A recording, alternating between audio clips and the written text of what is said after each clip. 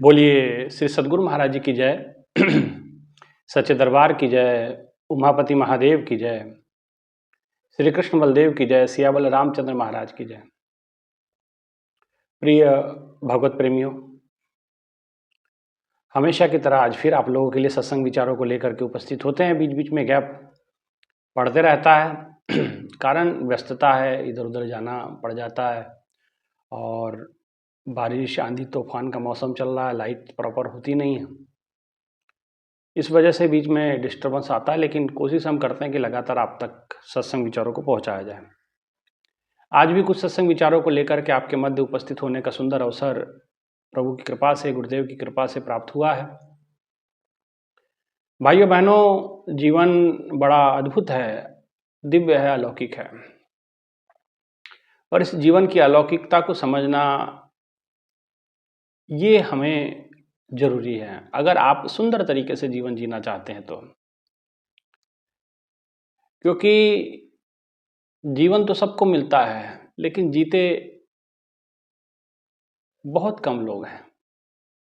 यहाँ मेरा जीने से मतलब जीवन आयु को बिताना नहीं है, वास्तविक जीवन की मैं बात करता हूँ कि महापुरुषों ने कहा सो जीविया जिस मन वसिया सोए, नानक अवर ना जीविया कोई। जिसने प्रभु को प्राप्त किया असल में जिंदगी उसकी जिंदगी है, जो प्रभु के रंग में रंग गया असल में जिंदगी उसकी जिंदगी है, जो प्रभु के को अपने भीतर उतार लिया, जिनके साथ जो जीवन का लक्ष्य है ईश्वर, उनका संग हो गया तो जीवन जीवन हो जाता है। अन्यथा ये जीवन एक बोझिल की तरह हम जीवन जीते हैं, ढोते हैं और एक समय हम अपने जीवन का दुखद अंत कर लेते हैं। इसलिए भाइयों बहनों, आवश्यकता है अपने जीवन को जानने की। और क्योंकि जीवन अगर जीते हैं तो जीवन में अनेकों प्रकार की परिस्थितियां आती हैं, अनेकों प्रकार के ऐसे प्रसंग जीवन में आ जाते हैं कि आपको कुछ निर्णय लेने पड़ते हैं, परंतु वो निर्णय आपकी जीवन की दिशा निर्धारित करते हैं, जीवन की दशा निर्धारित करते हैं। इसलिए जीवन की सही दिशा होना अनिवार्य है और अगर दिशा सही है तो दशा भी सही होगी। अगर जीवन की दिशा अगर आपकी गलत है तो आपकी दशा भी आने वाले समय में गलत हो सकती है, बिगड़ सकती है। दिशा से मतलब कि भाव आप पॉजिटिव हैं और पॉजिटिव रिस्पांस लेकर के चल रहे हैं और पॉजिटिविटी से जीवन जी रहे हैं तो एक दिन आपको आपकी जीवन की दशा भी पॉजिटिव होगी। सकारात्मक जीवन जीते हैं तो सकारात्मक आपकी जीवन की अवस्था होगी, लेकिन नकारात्मक जीवन जीते हैं, ये किसी भी फील्ड में लागू होता है। चाहे संसार में काम करते समय भी अगर आप सकारात्मकता है तो आप जरूर सफल होंगे, सार्थक होंगे उस काम में। लेकिन अगर आपके जीवन में सिर्फ नकारात्मकता भरी है, नेगेटिविटी भरी है, कोई कार्य करने से पहले उसकी नकारात्मक सोच आपके ऊपर हावी रहती है, तो सच मानिए, आप बुरा ना माने, लेकिन आपको सफलता पाने में बड़ी मशक्कत आपको करनी पड़ेगी। पहले तो आपका एटीट्यूड आपको नेगेटिव से पॉजिटिव करना पड़ेगा, ये ट्रांसफॉर्मेशन करना पड़ेगा। नेगेटिव से पॉजिटिव कैसे बनेंगे? इसके लिए सत्संग है, इसके लिए साधना है, इसके लिए गुरु का मार्गदर्शन है, इसके लिए हमें समय समय पे सत्संग विचारों पे चिंतन मनन की जरूरत है ना। इसलिए भाइयों बहनों, जीवन को जीना संतों से सीखो। और संतों ने, साधुओं ने अपने जीवन को कैसे जिया? उन्होंने जीवन को साधा। आप जीवन को बिताते हैं, वो साधते हैं, फर्क है आपके जीवन में और संतों के जीवन में। संत अपने जीवन को साधते हैं और आप अपने जीवन को बिताते हैं। आप चेष्टा करते हैं, आप इच्छाएं रखते हैं स्वामित्व प्राप्त करने की, आप इच्छाएं रखते हैं अपना वर्चस्व प्राप्त करने की, आप इच्छा रखते हैं पद प्रतिष्ठा सम्मान की, आप इच्छा रखते हैं कि आपकी बात हर कोई माने। ये होने वाला नहीं, ये आप लिख लीजिए। आप जो कहें या मैं जो कहूँ मेरी बात पूरी तरह कोई माने, ये मैं कभी उम्मीद नहीं रखता इस चीज़ की कि आप माने। अपना विचार है, व्यक्त कर दो, मानना नहीं मानना आगे आने वाले स्थिति वो समझे, जिसने सुना वो समझे, उसको समझ में आया तो ठीक है, नहीं समझ में आया तो क्या कर सकते हैं आप, है ना। तो कहा जाता है ना, जिसको नहीं है बोध तो गुरु ज्ञान क्या करे। गुरु तो सिर्फ ज्ञान दे सकता है, जो बोध ही नहीं हुआ, जिसको समझ ही पैदा नहीं हुई, तो उसके लिए हम क्या ही कर सकते हैं।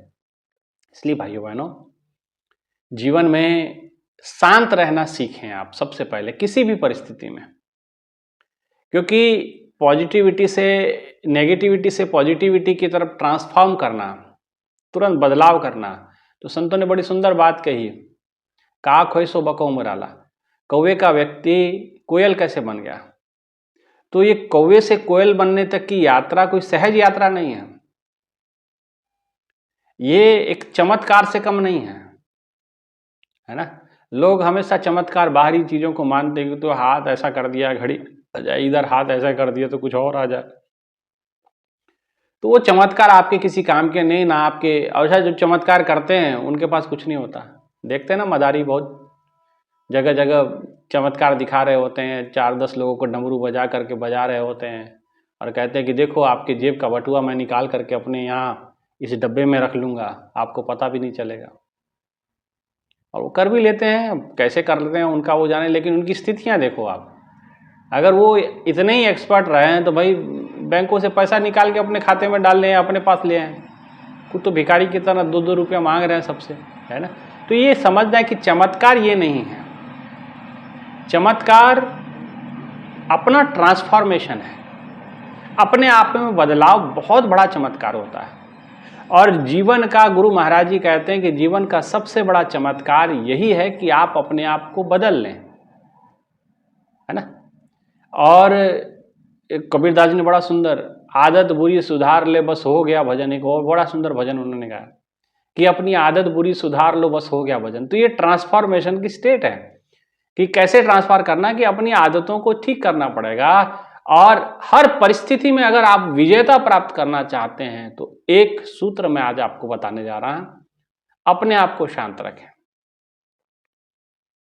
एक श्लोक रामचरितमानस में ही मेरे ख्याल से आता है, वो कहते हैं कि धीरज धर्म मित्र और नारी आपत्काल पर किए चारी। धीरज, धर्म और नारी, मतलब पत्नी से संबंध मतलब हो सकता है।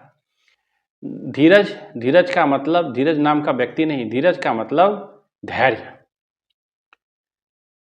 धीरज, धर्म, धर्म का मतलब, अब आप धर्म का डेफिनेशन विस्तार में चले जाएंगे तो धीरज आपका धर्म, धैर्य, हालांकि धैर्य भी धर्म का ही लक्षण है।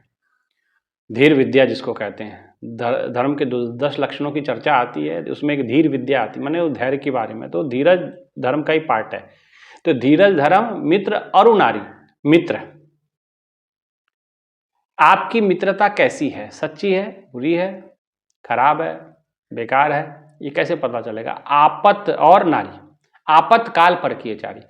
आपातकाल में, आपातकाल का अर्थ विपरीत परिस्थिति में, ऐसी परिस्थिति जिसमें चारों ओर लगे कि भैया सब खत्म है और कुछ होने वाला नहीं, ऐसे स्थिति में आप अपने लोगों की पहचान कर सकते हैं। गुरु महाराज जी शुरू में जब हम समर्पित हुए तो एक गजल बड़ी गुनगुनाया करते थे, उनके कमरे में चलती थी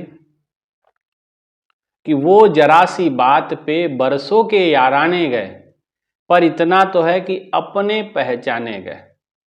कि वो, उसका अर्थ अगर हम सीधा सीधा लें तो वो जरा सी बात पे, अब वो गजल किस संदर्भ में थी ये तो मैं नहीं जानता, लेकिन इसका अर्थ अगर हम संसारिक दृष्टि से देखें तो यही मतलब निकलता है कि ऐसी परिस्थिति बनती है तो अपने और पराये का पता चल जाता है कि वो जरा सी बात पे बरसों के याराने गए और इतना तो है कि अपने पहचाने गए।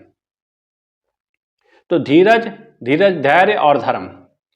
अब धीरज को हम कंसीडर करते हैं धर्म के अंदर, तो आपके अंदर कितना धर्म है ये आपातकाल में, माने विपरीत परिस्थिति में पता चलेगा आपको। अब जब सब कुछ ठीक है, एसी रूम चल रहा है और साधना करने की बारी है तो एसी में तो बैठ ही जाओगे भाई, पैर पसार लोगे, सो जाओगे, कोई दिक्कत नहीं है। लेकिन जब लाइट नहीं है, एक छोटा सा उदाहरण दे रहा हूँ मैं, बहुत निम्न स्तर का उदाहरण दे रहा हूँ, लाइट नहीं है चारों ओर, मच्छर भिनभिना रहे हैं और ऐसी स्थिति में बगीचे में बैठ के ध्यान करना है, गर्मी बहुत लग रही है और जो शरीर पे वस्त्र पहने ऐसा लगे कि भाई ये भी पसीने से तरबतर हो गए, बदबू शरीर मार रहा, तो साधना करनी है। अब क्या करें, अरे छोड़िए यार, गर्मी इतनी, फिर कभी कर लेंगे, है ना। तो वो जरा सी, वो धर्म आपका, मतलब आप धर्म पे कितने अटल है।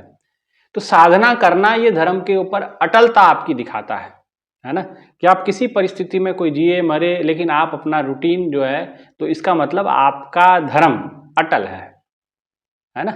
तो धर्म जब अटल है, धीरज धर्म मित्र अरु नारी, और मित्र और नारी, धर्म की मैंने जो बात की, छोटा सा उदाहरण दिया, लेकिन आप सब परिस्थितियों में भी निरंतर आप साधना करते रहते हैं, जो मर्जी तूफान आया आदि है, लेकिन मेरे को साधना करनी है ना। और ऐसे ही मित्र और नारी, मित्रता का भी पता तभी चलता है जब विपरीत परिस्थिति, जब सब कुछ आपके पास सही है, ठीक है, आपके पास धन धान्य से भरपूर हैं, तो आप उनके पक्ष में हैं, उसके साथ खड़े हैं, अरे हम तो आपके सगे मित्र हैं। जैसे दुनिया में होता है, जिधर दम उधर हम, है ना। जैसे नेताओं के साथ भीड़ लगी होती है, आप देखते हैं कि नहीं, जो पक्ष में होते हैं उसके पीछे पीछे, आप आगे बढ़ो, हम तुम्हारे साथ हैं। जब वो हार जाता है तो कोई पीछे साथ भी नहीं दिखाई देता। ऐसा होता है कि नहीं होता। तो जो असली मित्र है वो विपरीत परिस्थिति में भी आपका साथ देगा, आपके साथ खड़ा होगा। जैसे भगवान कृष्ण की मित्रता के बारे में कहा जाता है, कृष्ण और सुदामा के बारे में आता है। कृष्ण जी और सुदामा जी मित्रता कब की? स्कूल के समय की, गुरुकुल के समय की, संदीपनी मुनि जी के आश्रम के समय की। भगवान उसके बाद परशुराम जी आते हैं, सुदर्शन चक्र भगवान को देते हैं, और वो अपने जिस कार्य के लिए भगवान आए हैं उस कार्य से वो निकल जाते हैं। लेकिन मैं एक श्लोक अक्षरा गुरबानी का मैं आपके सामने रखता हूं कि भूले अंदर सब कोई अभूल गुरु करतार, कि भूलने की बीमारी सबको, लेकिन गुरु और करतार नहीं भूलता। तो सुदामा जी और कृष्ण के जो मित्रता थी, उसमें भगवान कृष्ण का जो रोल है, हालांकि कृष्ण जी कभी उसके साथ बहुत समय बिताया नहीं, गुरुकुल का समय बिताया। और इतने समय के बाद जब सुदामा का विवाह हो गया, विवाह होने के बाद बच्चे हो गए, और भयंकर गरीबी से वो जीवन जी रहा, जीवन का एक हिस्सा उसने बिता लिया, और जीवन का हिस्सा बिताने के बाद जब परिस्थितियां ऐसी खतरनाक बन गई, इतनी भयंकर गरीबी आ गई। गरीबी बड़ा दुख होता है भाइयों बहनों, ये छोटा दुख नहीं है। मेरे ख्याल से रामचरितमानस में एक जगह और कहा, नहीं दरिद्र सम दुख जग माही। दरिद्रता जैसा दुख नहीं भाई बहनों, गरीबी जैसा, भगवान किसी को गरीबी ना दे, है ना। मन की गरीबी भी बुरी, तन की गरीबी भी बुरी, और धन की गरीबी भी बुरी। इतना साईं इतना दीजिए जामे कुटुंब समाई, इतना तो दे ही दें कि भाई जिसमें हमारा कुटुंब, ज़्यादा की इच्छा, धन की इच्छा बुरी नहीं, पर लालच से मुख मोड़। हम लालची ना बने, लेकिन गरीबी ना हो घर में, ये समझ लें। तो सुदामा जी इतने भयंकर परिस्थिति से गुजर रहे हैं, लेकिन अपने धर्म पे अटल है। धर्म की बात जो मैंने कह रहा था, धर्म पे अटल है। मित्र और नारी, मित्र भगवान कृष्ण खड़े हर परिस्थिति में, वो आया उनके पास, और भगवान ने, जान रहे हैं वो तो भगवान थे, अंतर्यामी थे।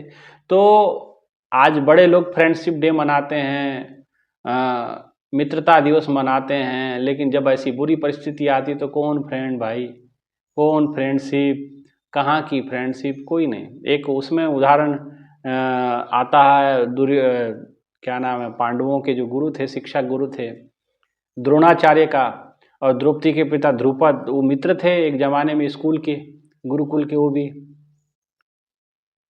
लेकिन समय आने पे वो मित्रता शत्रुता में बदल गई। तो ऐसी मित्रता, एक मित्रता ध्रुपद की और द्रोणाचार्य की, है ना। ध्रुपद और द्रोणाचार्य की मित्रता है, और एक कृष्ण और सुदामा जी की मित्रता है, भगवान की और सुदामा जी की मित्रता है। एक मित्रता बनी भगवान राम की और विभीषण जी की, एक मित्रता बनी भगवान की और निषाद राज की, और एक मित्रता आजकल के हम लोग देखते हैं। तो मित्रता, असल में मित्रता क्या है? जो विपरीत परिस्थिति में भी आपके साथ खड़ा है, संबल। जैसे वानर सेना राम जी के पीछे खड़ी थी। भगवान राम जब माता सीता प्राप्त हो गई तो माता सीता की ओर देख नहीं रहे, आसन पे बैठी हैं, लेकिन खेल रहे हैं अपने वानर सेना के साथ। कोई वानर उनके सर पे चढ़ा, कोई कंधे पे चढ़ा, कोई कहीं बैठा, कोई कहीं बैठा। लोग देखने वाले हैरान हो गए कि माता सीता के लिए इतना बड़ा युद्ध हुआ, रावण जैसे अहंकारी को मारा गया, लेकिन सीता माता की ओर तो देख नहीं रहे।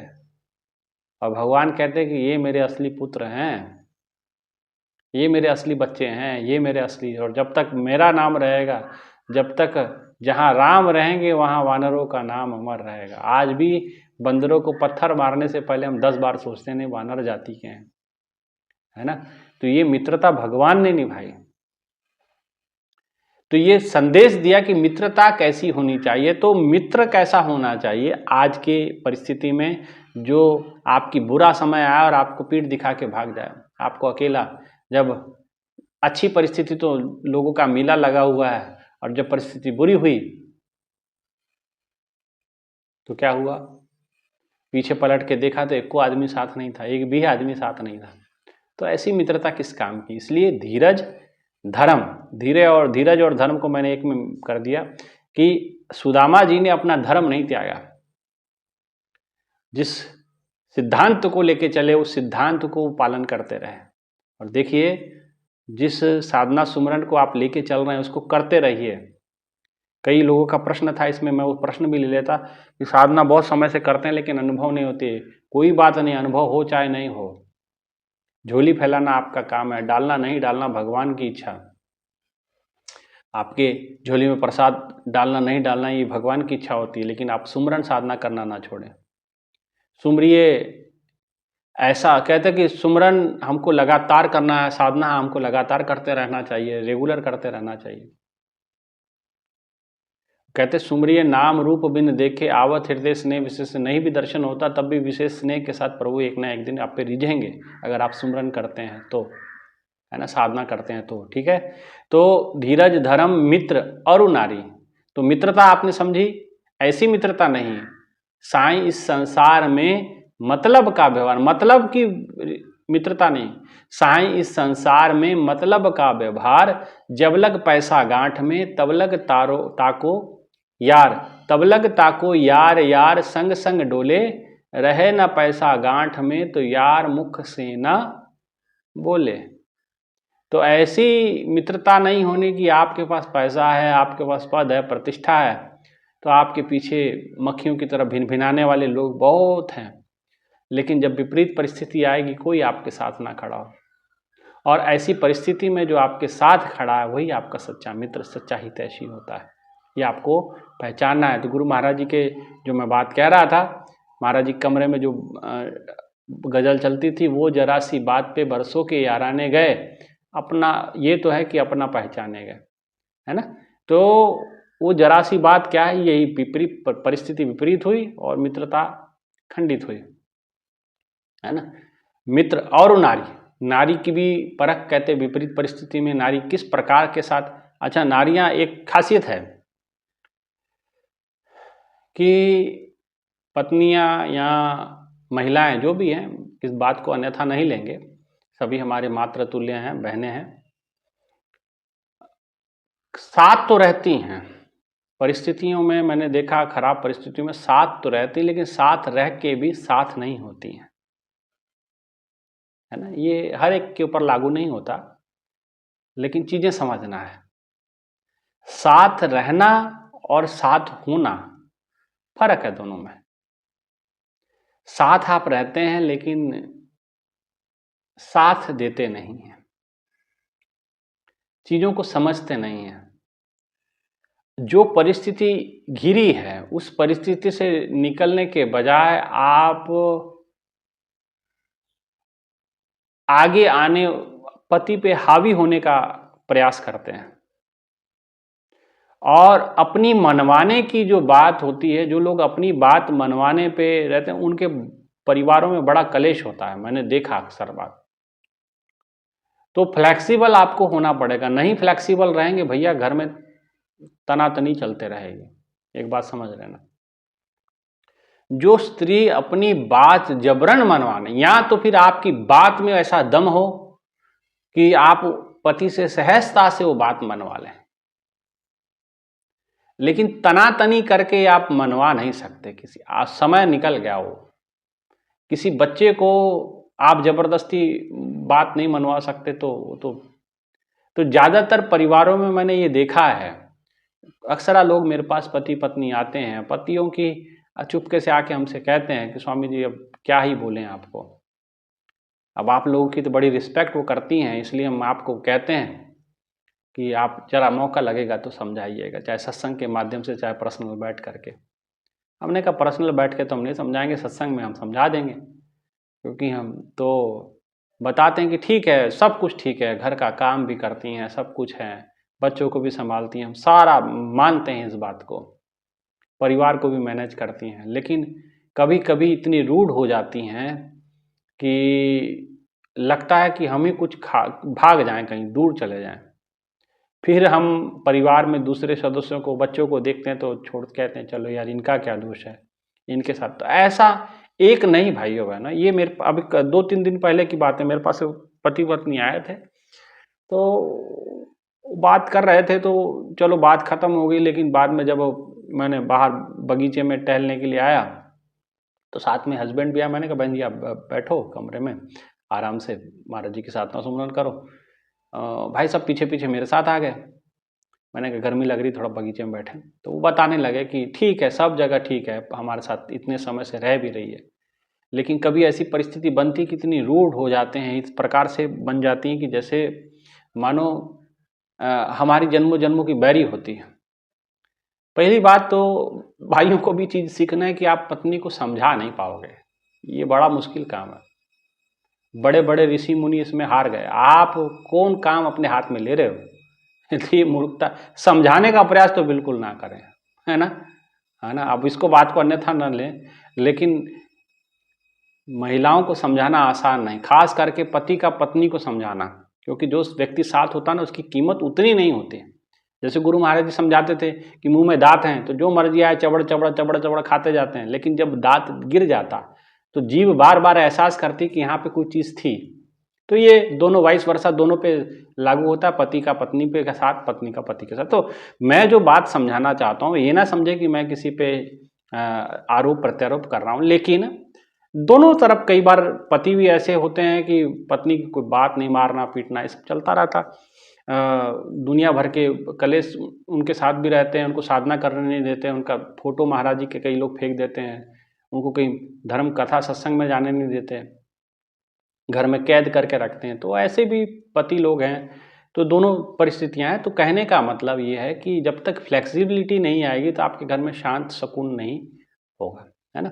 तो मित्र अरु नारी, तो नारी की चर्चा चल रही थी, इसलिए मैंने बात कही कि नारी भी विपरीत परिस्थिति में पता चलेगा कि कहाँ खड़ी है। वो खड़ी साथ में है, लेकिन साथ होके भी साथ नहीं है, सिर्फ टांट मार रही है, फब्तियां कस रही है, देख रहे हो ये हो गया, वैसा कर दिया तुमने, ऐसा कर दिया।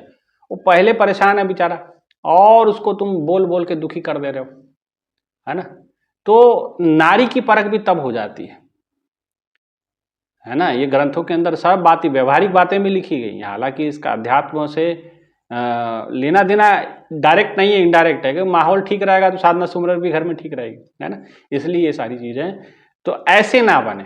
तो अब विपरीत परिस्थिति में पत्नी का भी पता चल जाता है कि ये है कैसी। अच्छी परिस्थिति है, सब कुछ ठीक ठाक है तो सब बढ़िया से रहेगी, रिस्पेक्ट करेगी, पैर दबाएगी, सब कुछ करेगी। जरा सी परिस्थिति बिगड़ी तो उसकी जबान पता चल जाती कि है किस तरफ, है ना। इसलिए भाइयों बहनों ये कैसी है ये पता चल जाता है। इसलिए धीरज धर्म मित्र और नारी आपातकाल परिचर्या, आपातकाल में विपरीत परिस्थिति में सबके परख हो जाती है। तो भाइयों बहनों अपने आप को संभालिए, साधना सुमरन से जोड़िए, सुमरन से जोड़िए और अपना व्यक्तित्व निखारने का प्रयास करिए, ठीक है ना। ये जो मैंने चीज़ें बताई और अपने आप को शांत रखने का प्रयास कीजिए। तो परिस्थिति शांत रहोगे तो अच्छे से अच्छी परिस्थिति को धीरे से टैकल कर जाओगे, अधीरे रहोगे तो फिर नहीं टैकल कर पाओगे, ठीक है ना। ये कुछ विचार थे। इन्हीं विचारों के साथ मैं अपने वाणी को यहीं विराम देता हूँ और किसी के मनसा को ठेस पहुँचाने की प्रयास नहीं किया। मैंने बहनों के ऊपर बोला है तो इसका मतलब ये नहीं कि मैं उनसे कुछ निकाल रहा हूँ या कुछ ऐसी बात कह रहा हूँ, कोई ऐसा प्रयास नहीं। लेकिन वो मेरे सामने जो घटना घटी और वो जो भाई ने मेरे को बताया, तो पति की बात सुनी मैंने, पत्नी की भी सुनी, तो जो बात मुझे लगी, पत्नी को भी मैंने समझाया उनको कि भाई ऐसे नहीं करना, ऐसे है, ठीक है। तो इसलिए मैंने ये बात सार्वजनिक रूप में आपको सामने रखी। तो आप सीखें, सबको सीखना है, चाहे पति है उसको भी सुधार की ज़रूरत है, सुधार की गुंजाइश सब में रहती है, ठीक है। इतना ही कहते हुए कि सभी सुखी, सभी निरोगी रहें और गुरु के चरणों से जुड़े रहें, ईश्वर का साधना सुमरन करते रहें। इसी विचारों के साथ अपने वाणी को विराम, और आपसे आग्रह है जरूर चैनल को सब्सक्राइब करें और पूरा वीडियो सत्संग देखें, तभी समझ में आएगा, ठीक है। आज के सत्संग विचारों को हम यही विराम देते हैं, ठीक है। बोलिए श्री सद्गुरु महाराज जी की जय, सच्चे दरबार की जय, उमापति महादेव की जय, सिया बल रामचंद्र महाराज की जय, सनातन धर्म की जय। धन्यवाद।